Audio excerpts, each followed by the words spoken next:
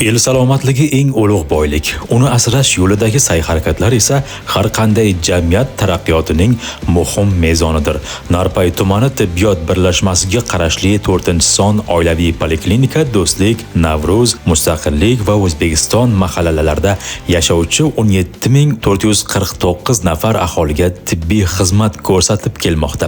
Poliklinika o'tgan yili mamlakatimiz mustaqilligining 34 yilligi arafasida zamonaviy ikkinchi tip poliklinika sifatida yangidan barpo etilib foydalanishga topshirildi. Bugungi kunda poliklinikada barcha qulay sharoitlar yaratilgan bo'lib, hamda yangi jihozlar bilan ta'minlangan. Muassasaga 35 yillik mehnat tajribasiga ega oilaviy shifokor Zebiniso Artikova rahbarlik qilib kelmoqda. Poliklinikada 6 nafar shifokor va 27 nafar hamshira faoliyat yuritib, ular orasida Dilora Boboyorova, Zarifa Muhammadiyeva, Nafisa Namozova, Muxtor Xudoyberdiyev, Gulnoz Hazratqulova kabi shifokorlar hamda Surayya Tagayeva, Hilola Hamrayeva, Dilbar Qilichova kabi hamshiralar aholi salomatligini asrash yo'lida samarali xizmat qilib kelmoqda.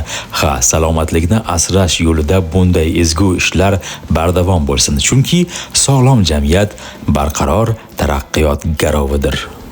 Narpay tuman tibbiyot birlashmasiga qarashli 4-son oilaviy poliklinika mudirasi bo'laman. Biz 17449 aholiga xizmat qilamiz.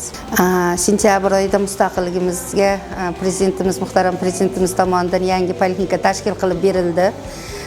Prezidentimizning 8-farmoni asosida yangi bazalar tashkil qilindi, elektron bazalar tashkil qilindi, chet el texnologiyasi bo'yicha yangi ishlar tashkil qilindi, tor mutaxassislar berildi, brigadalarda o'zgarishlar bo'ldi, ishlarimizda mehnatlarida ancha samaradorliklar bo'ldi.